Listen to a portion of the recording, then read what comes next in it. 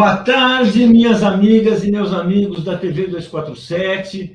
Nesse momento, nós começamos uma entrevista com Marcelo Zero, um sociólogo que há mais de 2 décadas se dedica ao estudo da diplomacia e da política internacional. E é com ele que nós vamos falar desses assuntos para fazer aquela nossa série de entrevistas de balanço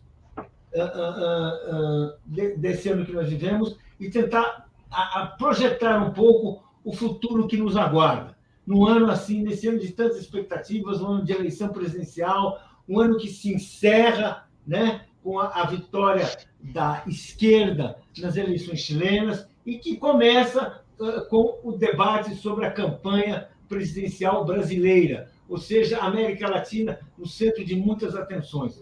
Então, Marcelo,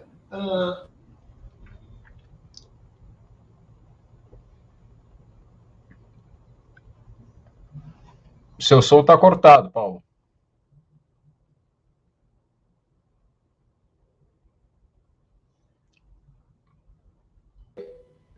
Acho que agora voltou. Agora voltou.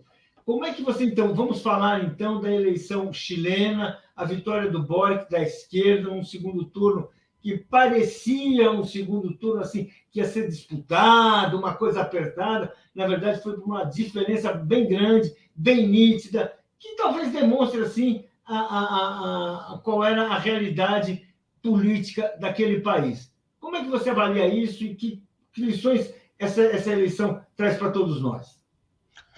Olha, é uma eleição, sem dúvida nenhuma, muito importante, não apenas para o Chile, mas para toda a nossa região, para toda a América Latina, né?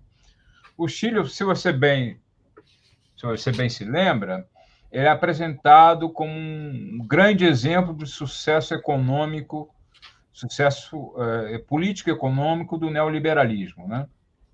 Sempre foi apresentado dessa forma, né, como um grande exemplo. E, na realidade, o que aconteceu nos últimos anos foi uma debacle, né, desse modelo político e econômico do Chile. Né? Começou com o estallido, né, a convulsão social de 2019, que levou milhões de pessoas às ruas, principalmente jovens, né, e que acabou culminando na convocação da nova Constituinte chilena, que vai reescrever a Constituição ainda herdada dos tempos do Pinochet. E agora, para culminar esse processo de mudança radical no Chile, nós tivemos a eleição do Boric. Né? No primeiro turno, você teve uma paridade maior. O Castro ganhou, né? Ganhou no primeiro turno, né? Por pouca margem, mas ganhou, porque você teve baixa participação, baixo comparecimento às urnas, especialmente de jovens. Né? Aqueles jovens que foram às ruas para protestar, etc., não foram votar como poderiam ter votado no primeiro turno, mas foram no segundo turno. No segundo turno, o comparecimento eleitoral foi bom, mais de 50%, foi o maior comparecimento, participação eleitoral desde a redemocratização do Chile, porque lá o voto não é obrigatório, e, dessa forma, o Boric conseguiu, no segundo turno, uma vitória categórica, né, de 12% dos votos, foi o candidato mais bem votado da história do país, etc., etc. Então, reverteu aquela derrota do primeiro turno com creches, né? E não é uma vitória apenas de um candidato sobre outro, né? É a vitória da vontade do povo chileno em enterrar de vez essa herança pinochetista, né? Que até há pouco tempo dominava o Chile.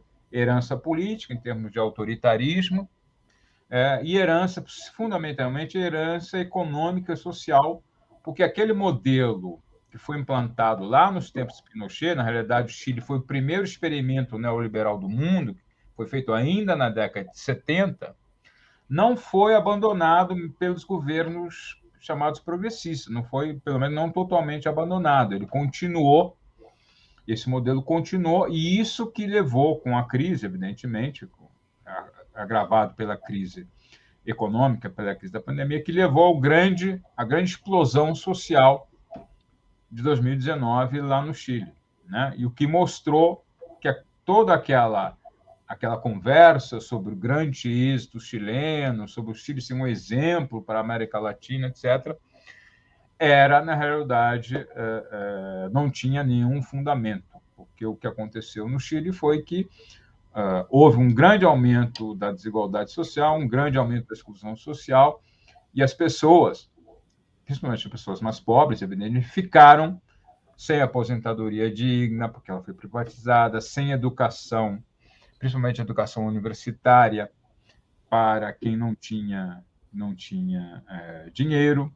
Enfim, as pessoas ficaram excluídas, com emprego de baixa qualidade, né, com aposentadorias péssimas, que não davam para sobreviver, aposentadorias que provocavam até suicídio, né, um grande número de suicídio entre idosos. Então, todo esse modelo que parecia que era pintado como um grande exemplo para a América Latina acabou se revelando um total fracasso. E o Chile, com aquela explosão social, com a convocação da Constituinte, agora com a eleição do Boric, tende a enterrar de vez todo esse legado da era Pinochet. Uma pergunta que eu queria te fazer, que é uma coisa que chama um pouco a atenção. Assim que teve o plebiscito, um plebiscito que deu aquele não, que virou até um filme muito conhecido sobre o Chile, e de rejeição à ditadura e tudo isso, aqueles governos que sucederam o pinochetismo, da Bachelet, aquela concertação e tudo isso. Concertação. Essas lideranças simplesmente sumiram.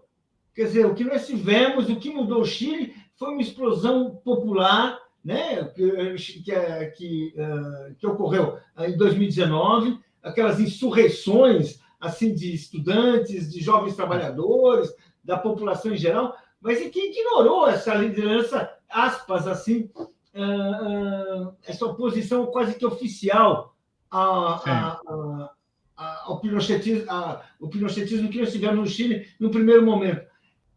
O Boric representa essa situação, ele representa essa geração, é uma nova proposta, um novo projeto político, é isso?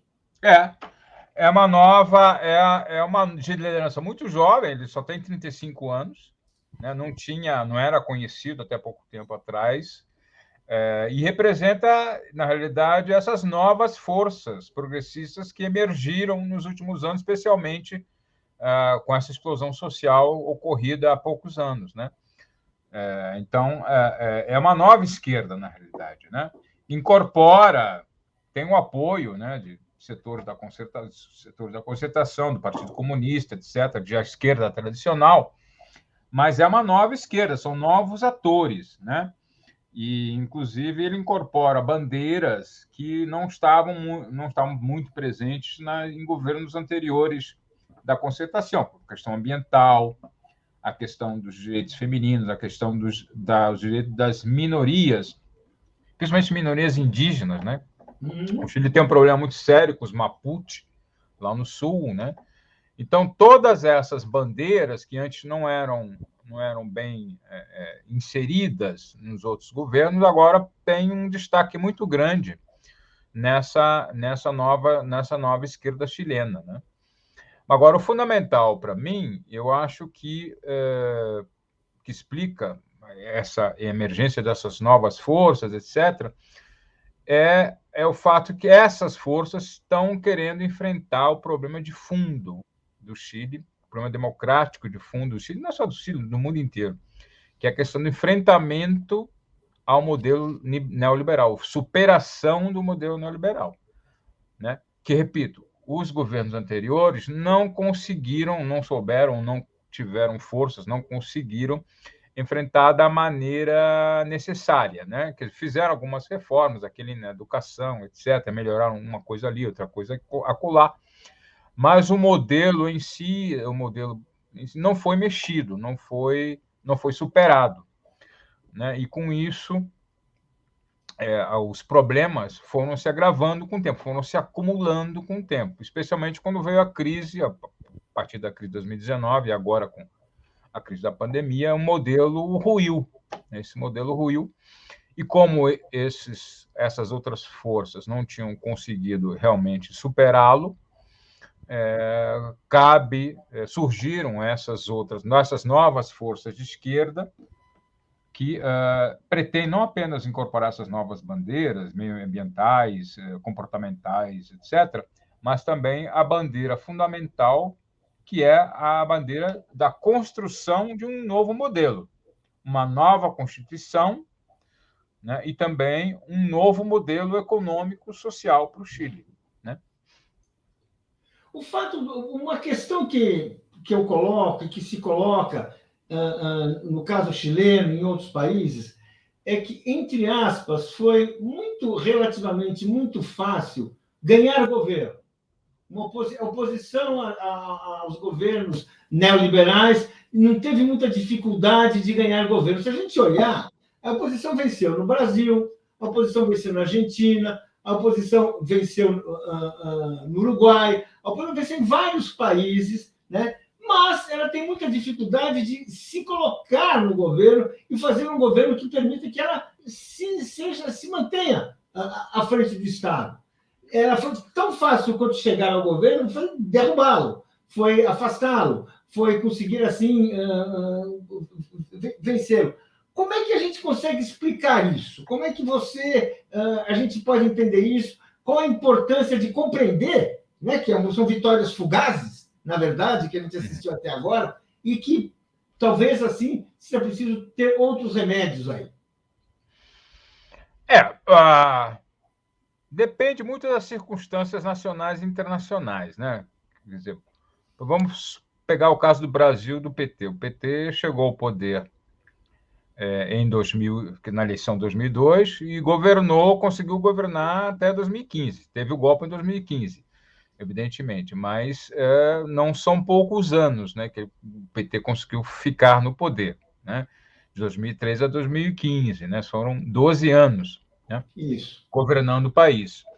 Até que veio o golpe, né? O golpe veio em função de uma série de fatores, né? A crise econômica e também a oposição a Lava Jato, enfim, esses fatores políticos que contribuíram muito fortemente para que o golpe pudesse ser concretizado. Né? Infelizmente, na América Latina, nós ainda temos instituições democráticas débeis. Né? O caso do Brasil, para mim, ficou muito evidente. Né? Quer dizer, antes de 2015, se você falasse que haveria um golpe ainda que seja branco, ou seja, um golpe parlamentar, não é propriamente branco, não se deve usar a palavra branco, mas um golpe parlamentar em 2012, por aí, ninguém acreditaria. Todo mundo acharia que você estava louco, estava ficando louco. Jamais aconteceria no Brasil de novo. O Brasil já a democracia brasileira já estava amadurecida, etc., etc. Mas o que se viu é que ela não estava amadurecida, né? Porque foi de uma hora para outra, usando-se argumentos mais pífios, mais carentes de fundamentos possíveis, né? As pedaladas fiscais, uma coisa que todo o governo fez, o governo Henrique já tinha feito, o Bolsonaro está fazendo muito mais até do que foi feito lá atrás. No entanto, as pessoas aderiram, né? Quer dizer, houve apoio parlamentar maciço para esse golpe, né? Inclusive apoio popular também. Então, para mim ficou evidente que as instituições democráticas brasileiras não estavam amadurecidas como nós pensávamos que estavam. Né? Tem também a questão, não só essa questão interna, mas tem também a questão externa. Né? Os Estados Unidos, isso não é teoria da conspiração, os Estados Unidos investem contra governos que não lhes são favoráveis. Né? Então, e eles apostam alto nisso. Né? A Lava Jato, como você bem sabe, foi uma operação construída de fora. Né? O Moro não chegou lá, e o Dallagnol e todas as pessoas não tiveram essa desenvoltura toda, porque eles eram muito eficientes, eles eram muito dedicados, né? Eles conseguiram ter a projeção que eles tiveram porque eles tiveram um apoio externo muito grande para poder fazer aquilo que eles fizeram efetivamente, né? Então, esse fator da intervenção, contínua intervenção dos Estados Unidos nos assuntos internos dos países aqui da América Latina é algo constante, né? Algo que antigamente era feito de uma maneira mais crua, com quarteladas, etc., mas hoje em dia mudaram de métodos, mas continuam sendo tão eficientes ou até mais eficientes nessa ação de conseguir desestabilizar governos que não lhes sejam favoráveis. Isso não aconteceu só no Brasil, tinha acontecido antes no Paraguai, antes em Honduras, né? Depois houve tentativas também de fazer lawfare na Argentina, né? Teve o golpe recentemente na Bolívia, que depois conseguiu ser revertido. Mas, enfim, os Estados Unidos continuam com essa política de fazer intervenções em governos que não são do seu agrado, né? Não só na América Latina, mas no mundo inteiro, né? Então, esse é um fator que continua presente, né? Não são apenas as questões internas, questões econômicas nacionais, internacionais, mas também as grandes questões geopolíticas do mundo, né? Nós estamos numa zona de influência, de forte influência dos Estados Unidos, e os Estados Unidos sempre viram isso aqui como um quintal, como um pátio traseiro, né? Como se diz em espanhol, e ao longo da história sempre promoveram golpes dos mais diversos tipos aqui na América Latina e continuam a fazê-lo, porque é parte da doutrina Monroe, né? Essa é uma área de influência exclusiva que eles consideram de influência exclusiva deles, e eles não veem com bons olhos governos que, por exemplo, se aproximam de outras potências, né? Uma ideia que chegou a circular por um certo momento, parecia que tinha alguma consistência, era de enxergar no governo Biden uma visão diferenciada da visão imperial tradicional. O Biden, como democrata, poderia ser um chefe do império um pouco mais compreensivo, um pouco mais tolerante em relação às demandas democráticas dos povos do mundo, em especial do continente. Aos poucos é uma nova desilusão, é quase que uma confirmação do mesmo. Pelo menos muitas pessoas consideram assim e não conseguem ver no Biden nenhum projeto diferenciado. Qual que é o projeto dele? O que é isso?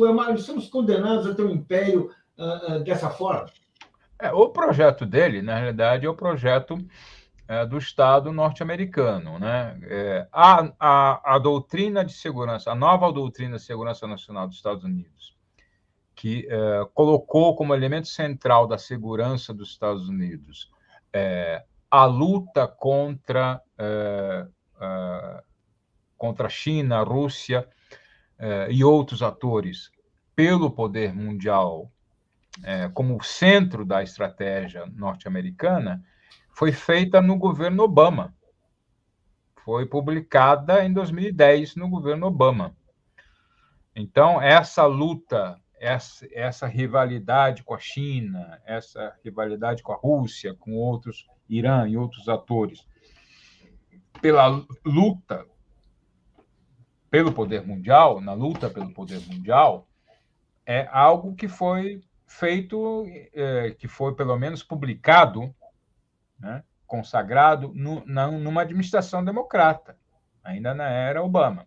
Você deve se lembrar bem, eu acho que todos se lembram, que o Obama se elegeu fazendo um discurso de política externa muito semelhante ao do Biden, né?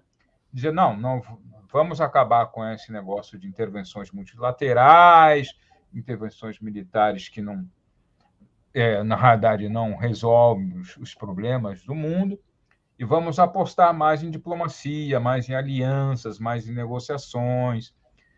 O Obama se elegeu com esse discurso, né? Mas, na prática, ele se mostrou mais intervencionista até que o Bush, né? A intervenção da Líbia, por exemplo, na Síria, tudo foi feito na era Obama.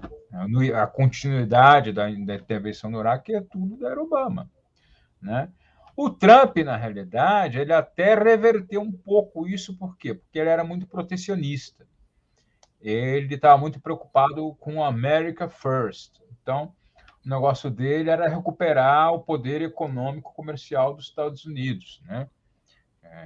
E com isso ele, né, comprou uma briga não apenas com a China e outros países, mas com antigos aliados, porque ele passou também a ser protecionista em relação à Europa, muitos países da Europa, por exemplo, né? Contra países aliados da América Latina, etc. Ele não discriminou, não fez discriminação política em relação à proteção dos interesses econômicos e comerciais norte-americanos. E, com isso, ele acabou se afastando das operações diplomáticas tradicionais dos Estados Unidos, e se acabou se afastando de aliados tradicionais, principalmente aliados europeus tradicionais, né? Então, e o Biden agora quer retomar isso. Não é que o Biden ele é bonzinho em relação ao Trump, não é nada disso. O que ele quer, na realidade, é retomar a supremacia dos Estados Unidos, combater o surgimento de atores que competem com os Estados Unidos no cenário internacional, não apenas através de uma política protecionista crua ou militarista crua, como a do Trump, mas sim restabelecendo alianças com países que eram aliados tradicionais dos Estados Unidos, e promovendo também uma diplomacia agressiva de combate a esses países que estão competindo com os Estados Unidos pela supremacia, pela hegemonia no cenário internacional, particularmente a China. Então, na realidade, o Biden ele é mais agressivo ainda do que a China, embora ele não use os mesmos métodos tão crus como o do Trump, né? Ele é mais agressivo, até mais eficiente na defesa desses interesses do que o próprio Trump. Essa cúpula da democracia que ele promoveu é um exemplo disso, né? Por que ele promoveu essa cúpula? Porque ele quer usar o discurso da democracia, o discurso dos direitos humanos e o discurso também da corrupção, né, para tentar isolar e combater esses rivais geopolíticos, geoeconômicos dos Estados Unidos, como China, Rússia e aliados eventuais como Irã, Coreia do Norte, etc. Então, ele quer recompor as antigas alianças para melhor combater esses outros atores que surgiram no cenário internacional nas últimas décadas, especialmente a China, que é a grande preocupação deles, né? Mas, enfim, a política externa, isso eu nunca tive nenhuma dúvida, a política externa do Biden, ela vai ser, já é e vai continuar a ser mais agressiva que a do Trump, tão conservadora e mais agressiva do que a do Trump, porque ele vai se empenhar mais fortemente nessas ações de construção de alianças, de ofensivas diplomáticas, né? Isso já está criando um cenário muito ruim, né, do mundial muito ruim. Você já tem problemas sérios da China com Taiwan. O Biden está botando lenha na fogueira nesse conflito, que não convidou a China para a cúpula da democracia, mas convidou Taiwan. Isso é uma ofensa inominável para os chineses, porque os chineses acham que Taiwan é território chinês, não é um país independente, é território da China, uma província rebelde da China, sempre foi, né? Mesma coisa com a Rússia, né? o clima na Ucrânia está esquentando outra vez, né? Que pode gerar um conflito militar lá na Ucrânia. A mesma coisa com Taiwan. A China está fazendo movimentos militares perto ali para, enfim, demonstrar o seu poder na região, etc. Então, o Biden, em política interna, eu acho que ele é até progressista em relação ao Trump, porque ele está fazendo políticas contracíclicas de investimento, recuperação do poder de compra da classe média, geração de empregos de qualidade, enfim, está fazendo uma política, digamos assim, keynesiana para tentar recuperar a economia norte-americana. E eu acho que, desse ponto de vista, ele está correto. Mas, em política externa, ele vai ser tão reacionário e até mais agressivo do que o Trump, como o Obama foi. O Obama não rompeu com Bush, foi menos unilateralista, mas foi mais intervencionista do que o próprio Bush. Você considera viável o surgimento de um polo alternativo a essa liderança imperial? Eu digo isso porque quando nós tivemos a formação dos BRICS, da qual o governo do presidente Lula tomou parte, a presidente Dilma também continuou, parecia que haveria um polo alternativo na diplomacia internacional, um polo importante que representaria com legitimidade, com força econômica, assim, vozes oprimidas, vamos falar assim, não sei que nome a gente vai usar, mas pode ser um nome que você possa até saber melhor que eu, que são permanentemente submetidas por programas imperiais vindos dos Estados Unidos. Isso acabou? Essa possibilidade acabou? Essa alternativa a BRICS ou algo semelhante, uma ideia assim, que já teve outros nomes em outros períodos da história, né? Nós tivemos os não alinhados, tem várias tentativas de fazer isso. Isso existe, não existe mais, isso acabou? Como é que você vê isso? Não, é o contrário, eu acho que está se consolidando cada vez mais. A China está se aproveitando muito bem dos erros, os erros sistemáticos são cometidos pela diplomacia norte-americana, né? E está construindo uma liderança mundial de um outro perfil. A China, ao contrário dos Estados Unidos, tem a política externa dela caracteriza pelo conceito de zero inimigos. A China não quer ter inimigos com ninguém. Não interessa se o governo é de extrema-direita, se o governo é de esquerda, se é progressista, se não é. A China quer ter uma relação pragmática com todo mundo. Daí aquele investimento na Rota da Seda. Ela quer que, claro, motivos próprios também, mas ela quer construir, integrar toda a infraestrutura euroasiática e africana para construir um grande bloco econômico, uma grande zona de influência. Mas só que a zona de influência dela, ela constrói com políticas de investimento, com políticas comerciais. A China já investiu mais, por exemplo, de 200 bilhões de dólares no Oriente Médio. Já investiu mais de 250 bilhões de dólares na África. Em quê? O que ela investe? Ela investe em ferrovia, rodovia, portos, aeroportos, né? E com isso ela vai construindo uma zona de influência própria. E, ao contrário dos Estados Unidos, ela não é intervencionista do ponto de vista político. Além de não ter essa política de zero inimigos, ela tem uma política de zero interferência nos assuntos internos de outros países.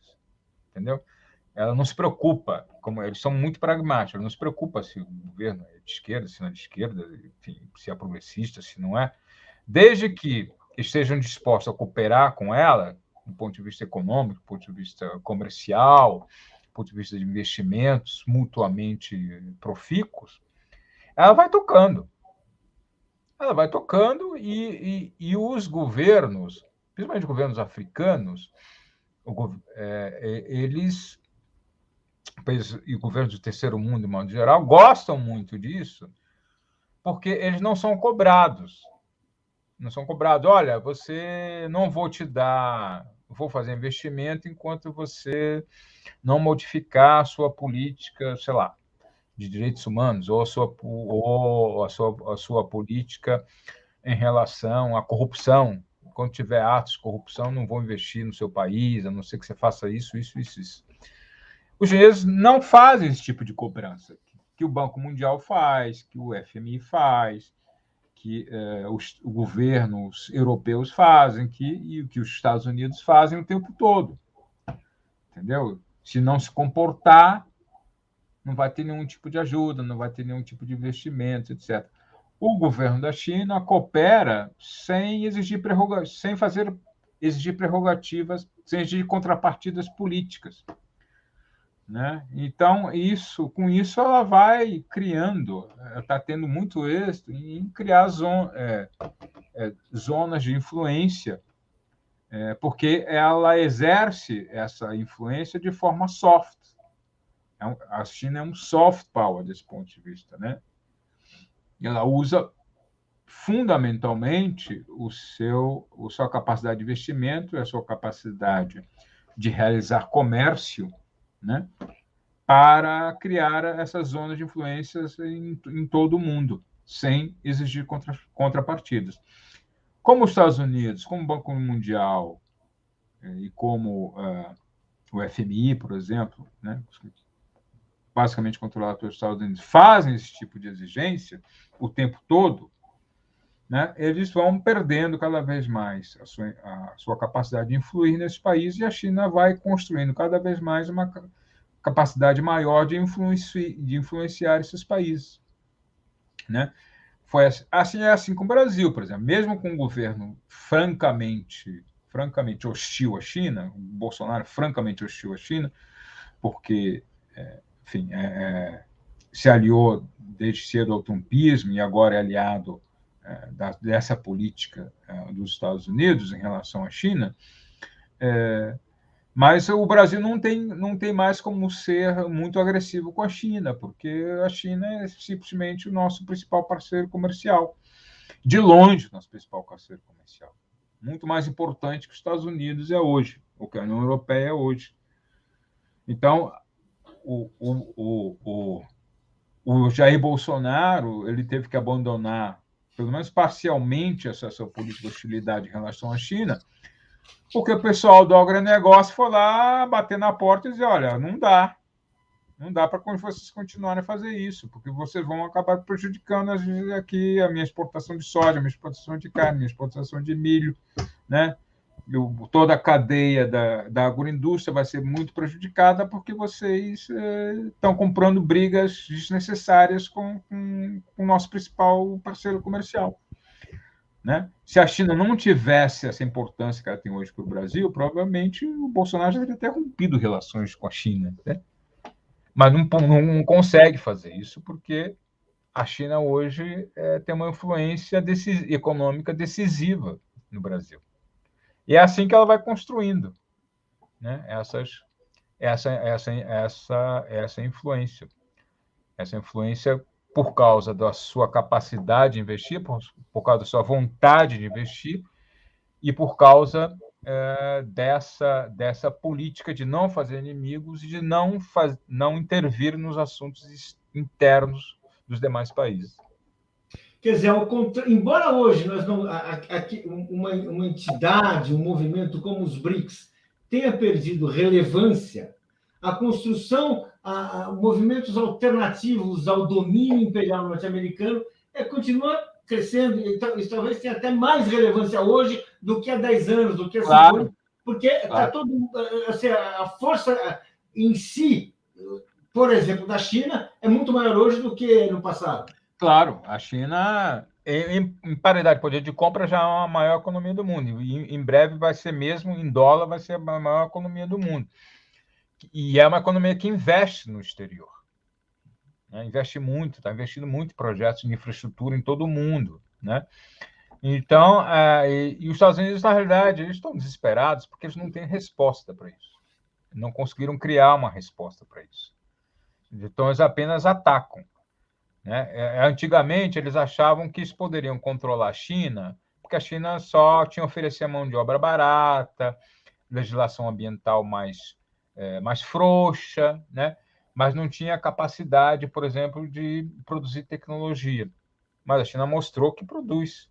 Está conseguindo produzir. Em 5G, hoje ela é líder mundial no 5G. É uma tecnologia estratégica para o futuro.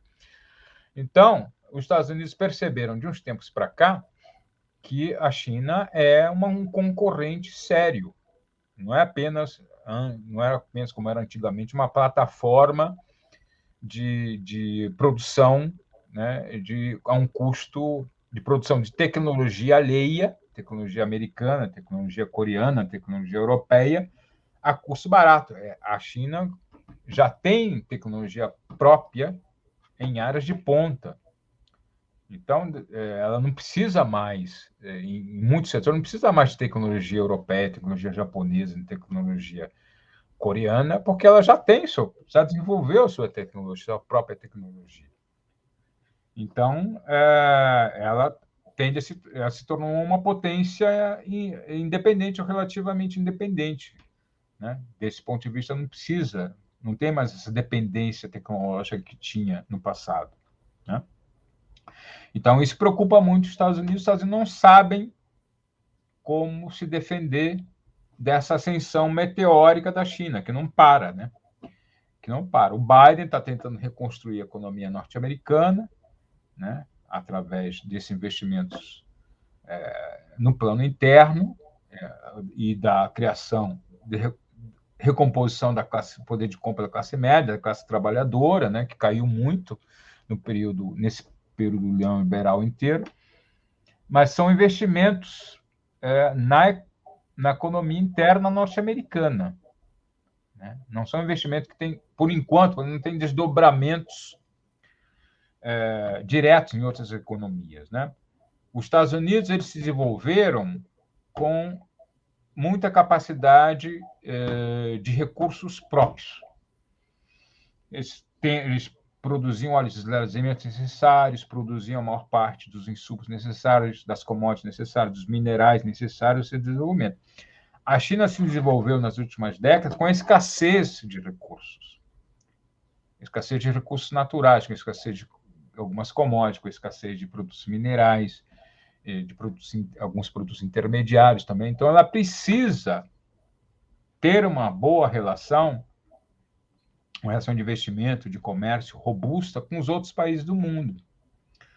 Então, essa característica do desenvolvimento chinês que conformou esse tipo de política, essa política de você ter boas relações com todo mundo, investir onde for necessário, né, e de ter um bom fluxo comercial, uma boa corrente comercial com a maior parte dos países do mundo. E as consequências disso para o conjunto dos países, qual é? A consequência disso é que muitos países, hoje em dia, têm uma relação bem mais próxima com a China do que tinham há 2 décadas, 3 décadas atrás. Nem se compara, né? Porque há pouco tempo a China era um país muito voltado para si mesmo, né? Então, esse avanço da China no cenário internacional é uma coisa recente, né? Principalmente coisa de 2 décadas para cá, né? Mas é uma corrente avassaladora, e os países, né, mesmo sem querer, têm hoje em dia uma relação simbiótica muito próxima com a China. Mesmo que o governo não goste, como o governo brasileiro não goste disso, o governo de Bolsonaro deteste isso, mas o Brasil, hoje em dia, não pode pensar o seu futuro sem pensar a sua relação com a China, né? E sem pensar também sua relação com os outros países da América Latina, porque nós temos uma relação muito próxima, comercial, econômica também, com os outros países da América Latina. Então, o Brasil, goste ou não, vai ter que pensar o seu futuro pensando também o futuro das relações bilaterais com a China, e com aliados da China, e com a Rússia, e com outros países que estão emergindo, Índia, né? A África mesmo, tá? Tem um país um continente que que está crescendo muito em importância, né, no mundo inteiro. Então, é isso, é inevitável, é uma coisa inevitável. Os Estados Unidos não perceberam que a importância deles no mundo não pode ser mais única, que outros países emergiram, principalmente a China, e com a China outros países estão emergindo também, e que esse é um movimento inevitável, que eles vão ter que conviver com isso, eles não podem partir do pressuposto que eles vão ter que destruir a influência da China, né, ou minimizar a influência da China para poderem para poderem se desenvolver, para poderem crescer de novo. Né? Eles têm que reconhecer que o mundo mudou e ele não vai voltar atrás. Não vai voltar atrás. O mundo não vai voltar para o que era a década de 90 do século passado. Né? A economia mundial mudou, a geopolítica mundial mudou, e não tem mais como voltar atrás. Né? Eles vão ter que conviver com esse processo de crescimento da China, com esse processo de mudanças mundiais que estão acontecendo. Eu queria que você disse uma vez, você comparou o presidente Lula, ex-presidente candidato agora, a uma liderança não só brasileira, mas uma liderança mundial, com a importância de um Mahatma Gandhi, a importância de... O outro foi o próprio Mandela. E eu queria que você falasse um pouco, bem, nós estamos assim, nesse cenário que o Brasil está vivendo, que o mundo está vivendo, o Lula pode se tornar presidente do Brasil no final de 2022. Inclusive, se as pesquisas existem, se elas servem para alguma coisa, é bastante possível que isso ocorra. Sim. Como é que você vê essa liderança nesse contexto que você está dizendo, que está de um mundo que está se transformando, de novas lideranças mundiais, e o poder americano assim sendo contestado, sendo modificado, já não podendo exibir aquela hegemonia de antes? Como é que você vê a emergência dessa liderança do Lula, o papel que ele pode desempenhar? Olha, eu acho que tem tudo para ter um papel muito importante, muito positivo. O Lula, em primeiro lugar, é uma única grande liderança mundial que o Brasil construiu. Né?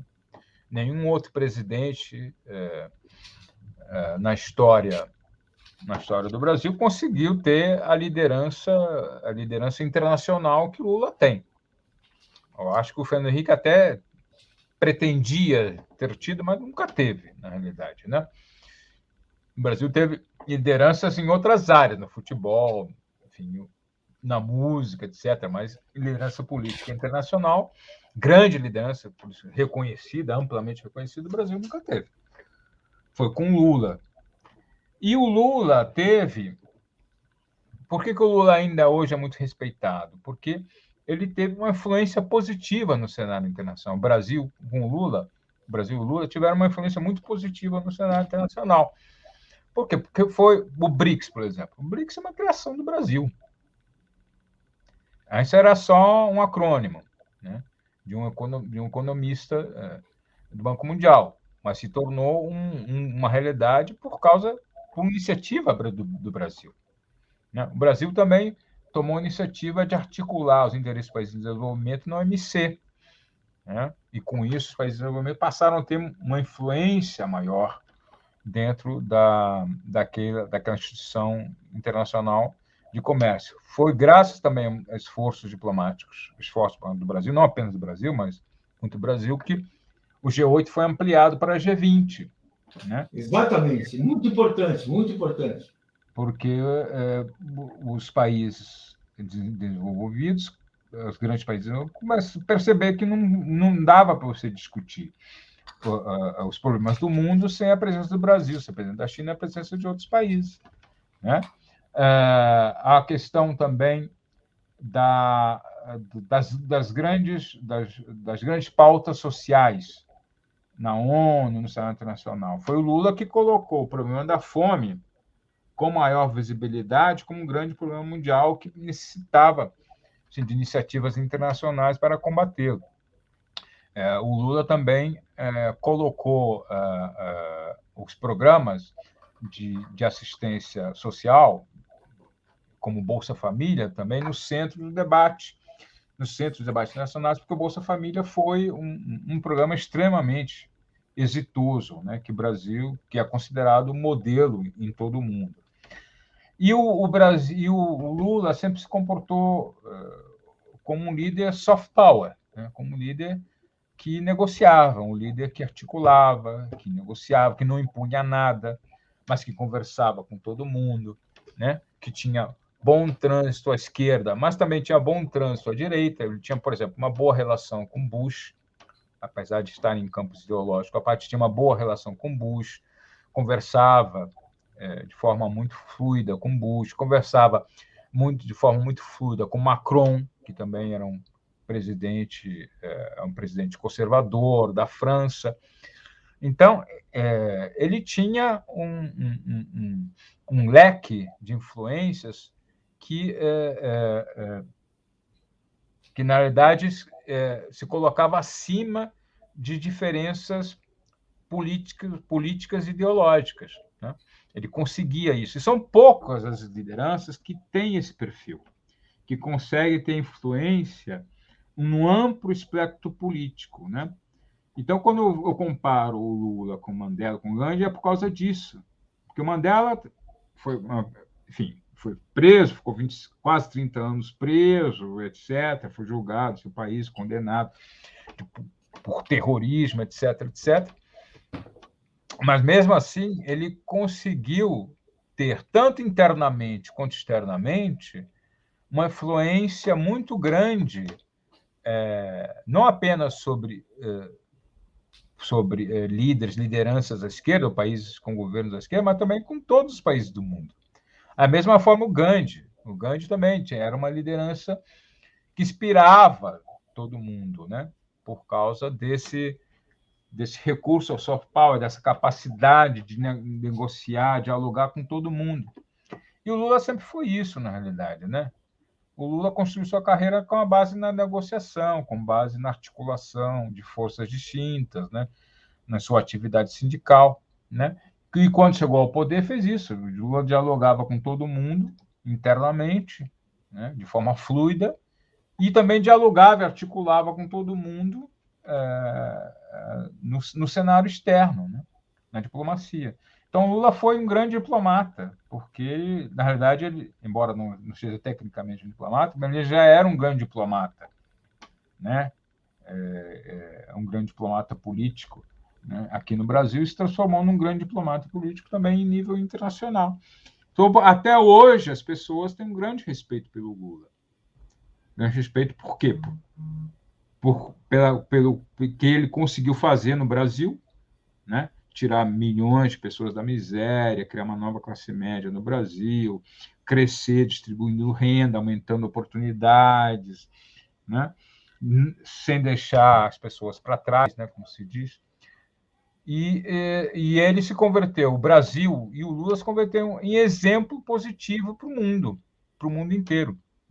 O recado, né? A grande mensagem que o Brasil deu para o mundo na era Lula foi o seguinte: olha, dá para crescer e dá para distribuir, dá para incluir todo mundo no crescimento, né? Dá para ampliar o direito das pessoas, direitos sociais, direitos econômicos, direitos políticos, né? Dá para fazer tudo isso. Isso não é incompatível.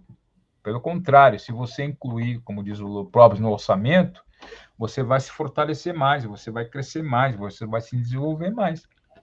Então, por causa de tudo isso, qualidades pessoais e qualidades, pelo fato de ter representado o Brasil, o Lula se converteu num exemplo positivo, uma liderança positiva para o mundo inteiro, mesmo para a gente de direita, que tem, por exemplo, centro-direita, não da extrema-direita, mas direita, centro-direita, tem muito respeito, continua a ter muito respeito pelo Lula por causa desse exemplo positivo, dessa presença positiva que ele teve em todas as negociações internacionais. Você vai na África, as pessoas na África adoram Lula. Adoram Lula. Por quê? Porque eles sabem que o Lula investiu, né, na relação com a África, dialogou com os países da África, pediu desculpas pela escravidão.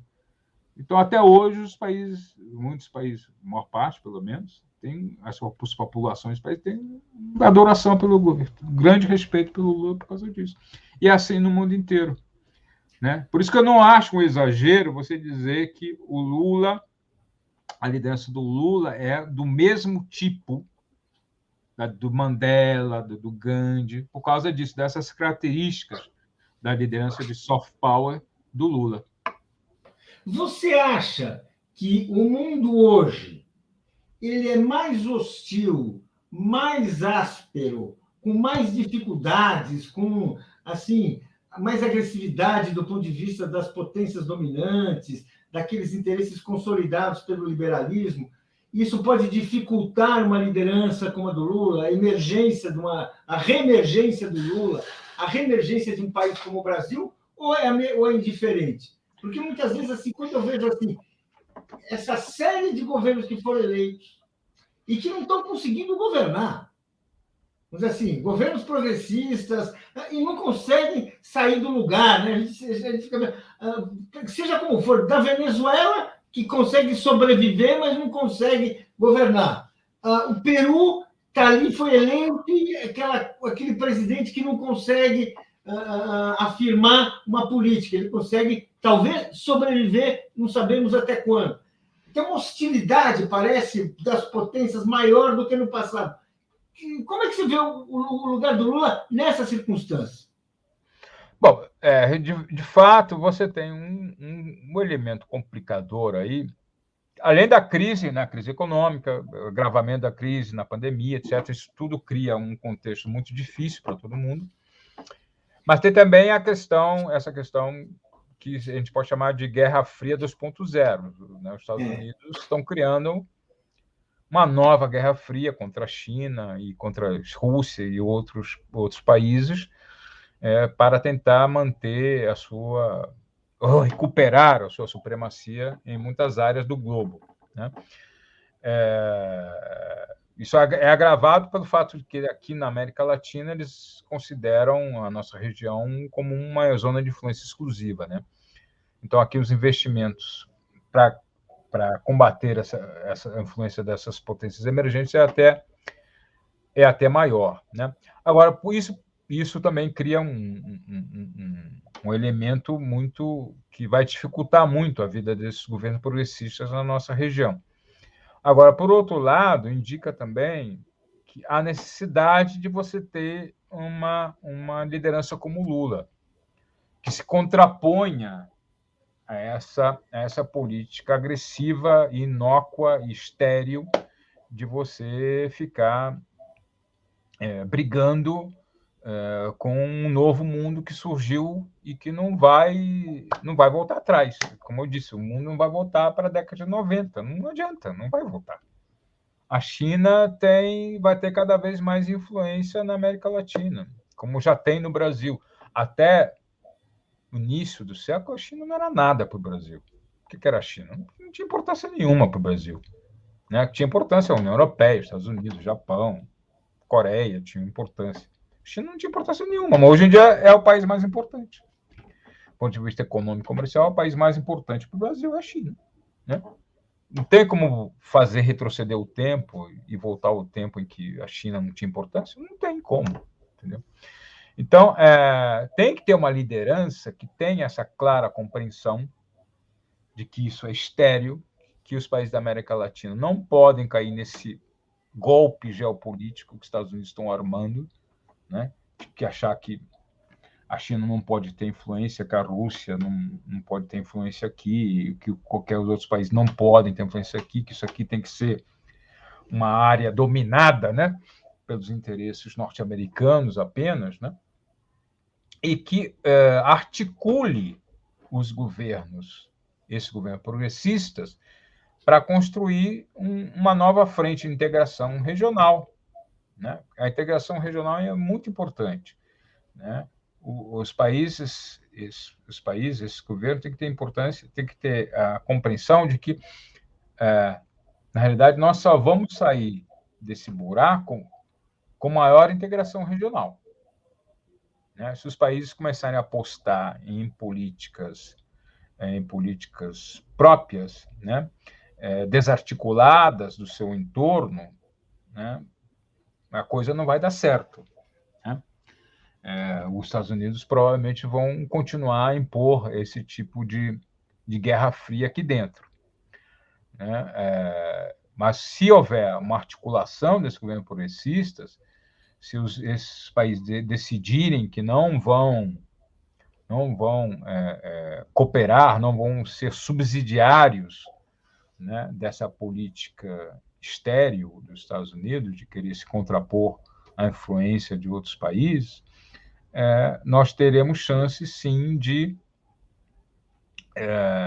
sairmos à frente.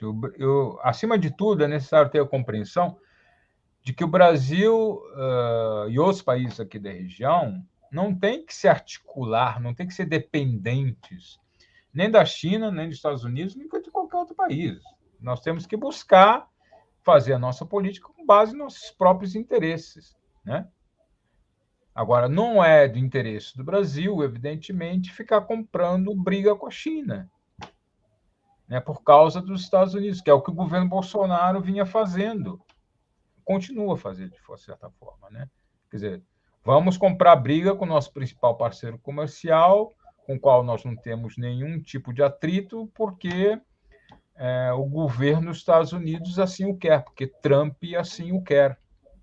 Né? É isso que é absurdo. Né?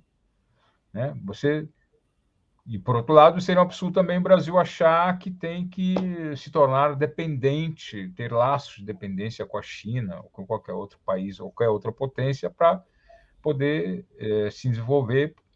O Brasil tem que construir, a América Latina, a América do Sul, tem que construir um espaço próprio de influência, dela própria, tanto econômico, comercial, como na área de geopolítica, como na área de defesa. Né? Quer dizer, América Latina para os latino-americanos. Quem tem que decidir os rumos da América Latina são os latino-americanos com base em seus interesses. Né? E não com os interesses geopolíticos de potências externas. Né? E, para isso, eu acho que uma liderança do Lula seria fundamental, porque nós já fizemos, o Lula já fez isso no passado. O Lula foi o presidente que mais investiu na integração regional. Né? Investiu no Mercosul soberano, investiu na criação da Unasul, com um conselho de defesa próprio, investiu na construção da CELAC, né? Uma organização que pretendia, pelo menos, decidir o futuro da integração sem a ingerência dos Estados Unidos ou de qualquer outras potências. Então, o Lula já teve esse papel de integrador, de integração soberana, de propulsor, dinamizador da integração soberana da América do Sul e da América Latina. E ele pode voltar a ter, né, esse papel. Isso seria fundamental para você desarmar essa bomba geopolítica dessa Guerra Fria 2.0 que o Biden está querendo impor, e está tentando impor aqui a América, não só ao mundo inteiro, mas especialmente a América Latina, porque eles continuam a considerar essa América Latina como uma zona de influência exclusiva. Sinto muito, mas alguém tem que avisar o Biden que esse mundo em que ele vive acabou há muito tempo e não vai voltar, não vai ter volta atrás. Por mais que ele se esforce, o mundo não vai voltar atrás e a América Latina não vai voltar atrás. Olha, não há um final melhor para esse seu depoimento, que fala do ano que passou e do ano que está vendo, do que essa sua afirmação de que o mundo que o Biden pensa que está construindo, esse mundo já acabou, a América Latina não vai se adaptar a isso, não vai aceitar isso, ela está com todas as suas dificuldades, se movimentando, inclusive a campanha, o esforço para eleger o Lula, para trazer o Lula de volta à vida pública, aos seus direitos todos, é um esforço para recuperar o seu lugar no mundo, né? E é isso que a gente pode, de uma forma ou outra, encontrar no Chile, encontrar na Bolívia, encontrar aí desses países que estão se movimentando. E com isso eu queria que você fizesse assim um balanço final aí, porque esse teu depoimento está muito bom, mas infelizmente nós temos um tempo limitado. Uma coisa que é muito importante a gente ter em mente para a superação da crise, para a criação de um novo ciclo de desenvolvimento, é a superação do neoliberalismo, né? Inclusive, é fundamental para você conseguir recuperar as democracias, né? Fortalecer as democracias. No mundo inteiro, as democracias estão sendo fragilizadas pelo modelo neoliberal, né? Pelas consequências do modelo neoliberal, porque é um modelo que cria desigualdade, em muitos países cria também não apenas desigualdade, mas também pobreza, que erode os fundamentos do estado de bem-estar, que destrói direitos ou fragiliza direitos que antes já estavam bem consolidados, né? Então, se não houver a superação desse modelo, não só na América Latina, mas no mundo inteiro, as democracias, os sistemas sociais e as democracias vão continuar a serem fragilizadas, né?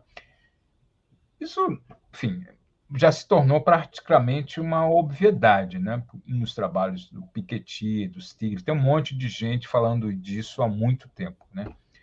Que se o mundo quiser superar a crise, se as democracias quiserem voltar a se fortalecer, se o sistema de representação quiserem voltar a operar de forma mais fluida,